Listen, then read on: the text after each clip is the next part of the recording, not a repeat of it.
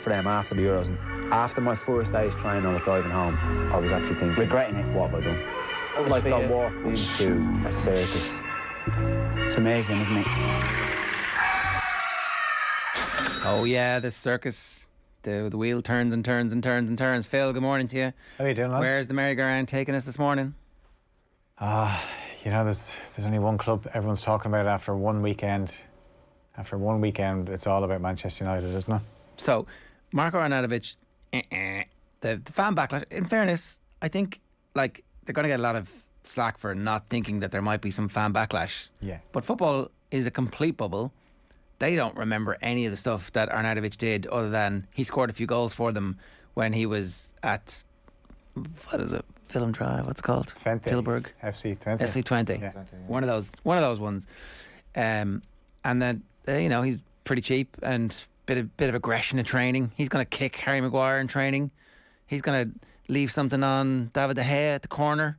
That'll toughen De Gea up, won't it? That's all they're thinking. They forget about the racism and the accusations and the allegations and the suspensions. They don't care about that.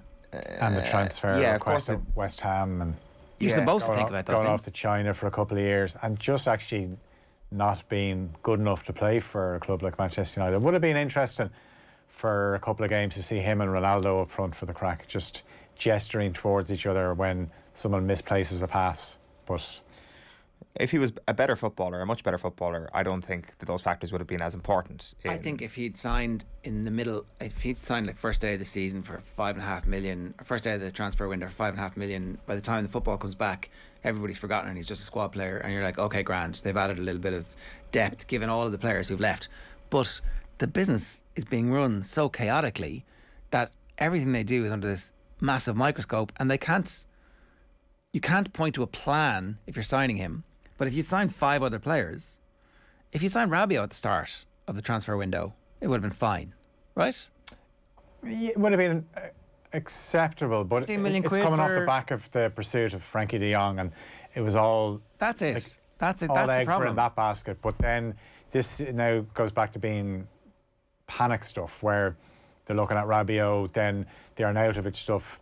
I think regardless of his past, I think just in terms of his quality, he shouldn't be at a club like Manchester United. So I don't think they could have snuck him in the door at any stage. I like, there's probably some of those players who won't be good enough, but who you sign, who are squad players and who will play in Europa League or EFL, who will do fine. Like he could have scored 15 goals for them this season in all competitions and played 10 or 12 Premier League matches off the bench, and he might have been like a plan B to lob it forward when you're 2-0 down at home. Would he be happy to sit on the bench? That's at this stage of his career at Man United. I think so. Yeah, do you know? Possibly, but yeah, the money is so great. And that's the problem. Like you said there, the business has been so badly run, and there was so much optimism when they got Ten Hag that here is a coach who has a plan, but you got to give the guy some tools to work with, and he's brought in a few players. But I said this last week, before a ball was even kicked, it looked like he was going to be starting his first Premier League game with Fred and McTominay in midfield, and that's how it transpired, and it was a disaster. Okay, so Ronaldo is the other big thing. In the papers this morning, it's reported that some of his teammates are unhappy with the circus around Cristiano Ronaldo. They don't like Ronaldo. Remember this? What's the downside of signing a great striker who, you know, won't Marcus Rashford learn how to keep himself as an athlete and to finish in the box? What's the downside? Turns out he's a royal pain in the ass, according to the players who aren't very good. Yeah, it's like, this is the perfect scenario. Remember, he always passed on those desserts, and there was a new culture in place last season that he had set such high standards. But then you look at the game on Sunday, and Brighton score, and the cameras pan to Ronaldo, and he looks pissed off that not only have they conceded, but he has to sit there and watch this. So I can understand why players would be getting frustrated with the circus around them. Where does he go? He's not going to do a Gareth Bale and go to America. He's not going to go to China. He's not going to go to the Middle East because he wants to play in the Champions League. So straight away he is obviously going to... Benfica are going to qualify. Could he cross the divide in Lisbon and own the city, or would it set the city on fire? who knows? But I just think if they want to progress and Ten Hag wants to take control of all this, they need to do it without Ronaldo. He'll score goals. If he stays there for the season, he'll score goals, and every time he scores, it'll be pointed out that people said that Ronaldo's the problem if he pops up with a winner. But you got to think of the bigger picture, and Ten Hag is looking at trying to improve. But have they not got Ronaldo kind of spot on? Because Ten Hag, if he looks at it from his point of view, he's thinking to himself, well, there's every chance that we don't sign a good striker. So if that's the outcome from your transfer window, then you're better off having Ronaldo than not having Ronaldo if your best striker in your squad is going to be Anthony Martial. Yeah, but that goes back to the failings of the club, that they haven't lined up a striker that is one for the future, that is established and will be the future for the next 5 years. They did. Some circumstances intervened that prevented them from having the guy that they thought was going to be their striker for the next 15 years. He's currently on a suspension awaiting criminal charges, or I don't know how far that's gone. But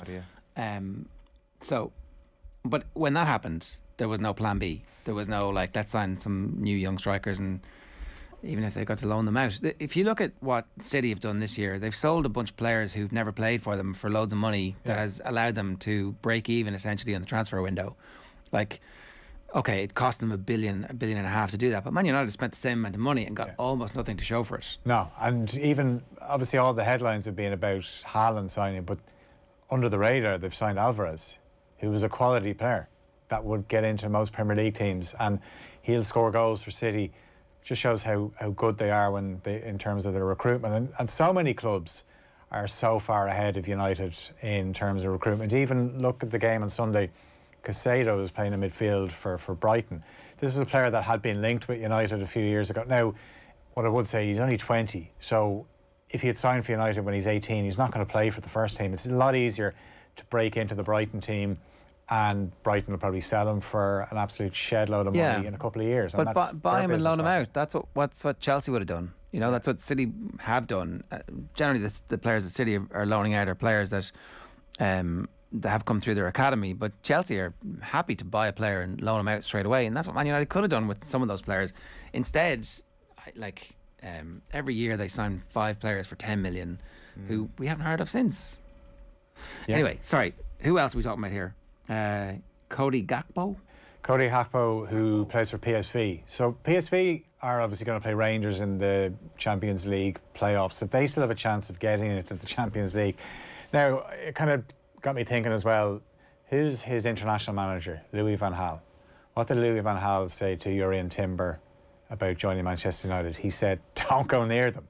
Now, on the flip side, who is Cody Gakpo's club manager? Ruud van Nistelrooy. So maybe he said, no, it's a great place to go. But he's a very talented player, and he could be one of those players that it might take him a bit of time to settle in. And even though United are a club in transition and players should be given time to settle in, you don't get that time at Manchester United. And Erik ten Hag is going to find that out, and he probably already knows that after Sunday's defeat. Where do you think they're going to finish? Well, they're not. I don't think they'll finish top 4. They were so bad last season and they still finished in the top 6, so I would imagine they'll still stay in the top 6. Are you sure that Newcastle and Arsenal aren't going to finish ahead of them? Well, Arsenal finished ahead of them last season. West Ham were the ones that missed out, and that went to the last day. If West Ham had won on the last day, United would be playing in the Conference League this season. But look, it's very early days, so I think everyone needs to relax, but I suppose it's hard to relax when it is early days, but when the structures in place are not in favour of any coach that comes into that club, it's hard to know. Where did Liverpool finish the first season under Klopp? Was it 7th or 8th? His first full season they got top 4. But when he came in October, they finished. That's a long time. They got to a Europa League final, but where did they finish in the league? I think it was 8th in the end. Right. So it's not beyond the bounds of possibility that Ten Hag is a good manager and has a terrible season. Absolutely. It's more likely. Yeah, you need to see a terrible season this year. Nobody's pointing the finger at Ten Hag. And get rid of so you look at that opening day of Klopp and his team. That's not going to be Ten Hag's team. Getting in that team is a bad sign. if you want to be at the club long term, I would argue, from unless Ten Hag signed you. If you're one of his boys, you're grand. But everybody else is like, now I see what you're doing. Now I know why you got the last 5 managers sacked. Yeah, and you have to phase out certain players, and you just can't do it all in one go. Like they got rid of Pogba, which has taken a few years, and there's a few other players that they have to get rid of, but they have to bring in the right players to replace them, and that's just where you would have very little confidence in them doing so. And so, like this week, it's proved it. Where, like Rabiot, I said when we talked about Rabiot on Monday, I said he is an upgrade on Fred and McTominay, but that is not a great starting point for. I agree. I do agree with that. I do think that he's fine to get in for 15, 20 million. That's actually a fine signing. He's 27. He's an international. You know what you're going to get from him. He's an improvement, so you're improving the squad. And some other player will actually release him to be the third choice as opposed to your first choice week in, week out. I can see why that's okay business, and I see your point on that as well. But the deal's not done. No. The deal's not done. No. It's been a whole week. What are they doing? Well, there was talk of him going to Monaco, but they obviously got dumped out of the Champions League qualifiers last night by PSV, so maybe that makes up. They can't do business quietly. They need to blah blah blah blah blah blah blah blah blah blah blah blah. Like, just do your business. And that's it. And I said how they progress carrying out their business like this year after year, it just seems that whoever goes in is just doomed to fail. Yeah. Right, Timo Werner re-signs for Leipzig 2 years after leaving for Chelsea. Scored 23 goals in 89 games for Chelsea, which is more than I would have thought. I would have said 15. It didn't appear to work out. Why did it not work? 95 goals in 159 games for Leipzig. I just think that it went up a level. Obviously, the expectation, the price tag, he didn't hit the ground running. Also, at times as well, the way Chelsea played probably didn't suit him. And like he had obviously been linked to Liverpool. Now, Liverpool were never going to replace Sadio Mane a few years ago with Timo Werner. But if Timo Werner played in a Jurgen Klopp team, I guarantee he would have scored a lot more goals on the left-hand side. Maybe Klopp brings him next year on the cheap. But he went to Chelsea, and one concern you have for Chelsea, even under Thomas Tuchel, as good as they are and can be on their day, they can match anyone. They sometimes don't look potent enough in attack. It's not that they don't have good attacking players, but they don't look cohesive enough. And at times with Timo Werner, it was slapstick stuff where, you know, he'd beat a few players, and then, do you remember that Southampton game away from home last season where he did end up scoring, but he almost scored one of the goals of the season where he ran around a few players and then hit the post, and Kai Havertz knocked in the rebound, and you could see Werner was disgusted. He was like, okay, we've scored, but I should have scored that goal.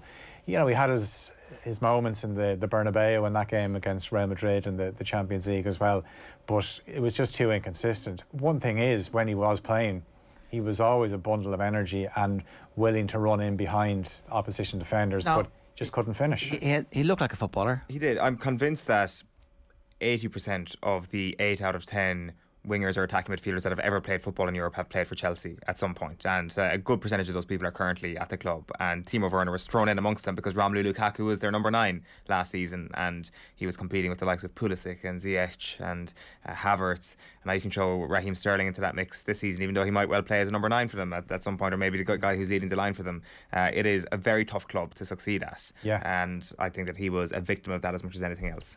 Phil, Liverpool's midfield options a little bit thin after the injury to Thiago, which I guess we kind of have to expect at this stage of his career, the way his injury profile is. Big time, yeah. Like he pretty much missed a third of Premier League games the last 2 seasons.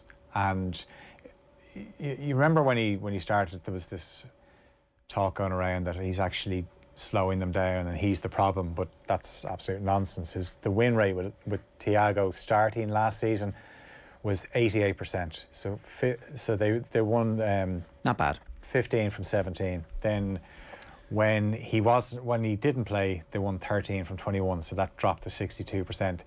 It's clear when Thiago plays, Liverpool are a better team. But so this is the problem Liverpool have in midfield. Even before this injury happened, I would have said at the start of the season, Liverpool are light in midfield. We know Jurgen Klopp will wait for the right player. And everyone thinks that is Jude Bellingham, whether he goes next summer or not. But even if that did happen, I still think there must be another right player there, because a lot has been made of the Liverpool front three, the famed Firmino, Mane and Salah. it was about replacing them. So now obviously Mane is gone. Firmino is being phased out, even though he started at the weekend. But the midfield three, that was the success that was built on to win the Champions League, to win the Premier League. Fabinho was brought in, then you had Henderson and Wijnaldum. Milner chipped in there as well. Obviously Wijnaldum is gone. Whatever people thought about Wijnaldum in his last season, he was durable. He was available all the time. Yeah. Milner is getting on. He actually made an impact on Saturday where he came on. Henderson and Fabinho have both picked up injuries. So they're light there. You've got young, talented players coming through. Harvey Elliott, 19. Fabio Carvalho, 19. But the other three that I mentioned, they're Henderson, Milner, Fabinho. Henderson and Milner both in their 30s. Fabinho, 28. So he's got Naby Keita. I forgot to mention Naby Keita, a player that was brought in from Germany for big money, and he has had the injury problem too. He's had injury problems as well, but it's hard to remember him having outstanding games. He's okay. Who's your first three? Thiago, if everybody's fit. Thiago, Fabinho, and Henderson, or Thiago, Fabinho, and I would go Thiago or Fabinho, Thiago, and Henderson. But you can't play that midfield for the whole season. So you bring in Elliott. I think Carvalho, I think he's good to go. He's ready. Curtis Jones, I think, is behind those. He's injured at the moment anyway. Oxlade-Chamberlain. I'm amazed he's still at the club. Yeah, well, I think it's hard to sometimes get rid of these players if they're injured all the time. How do you say, like, you know, if you're trying to get rid of a player and you're basically hoping that they're fit for enough time to get themselves in the shop window, but Oxlade-Chamberlain unfortunately breaks down too often. Not at this point, yeah. Phil, good stuff. That's today's Deal or No Deal. OTB AM brought to you live each morning by Gillette Labs for an effortless finish to your day. We're back tomorrow from 7:30 with Graham Hunter's You Had to Be There. Shelbourne's American super signing Heather O'Reilly will be live in studio. Ciara McGeehan, fresh from her silver at the Commonwealth Games, will be on the line, plus much more as well. Right now, we're leaving you with Racket Magazine's Caitlin Thompson on Serena Williams' legacy.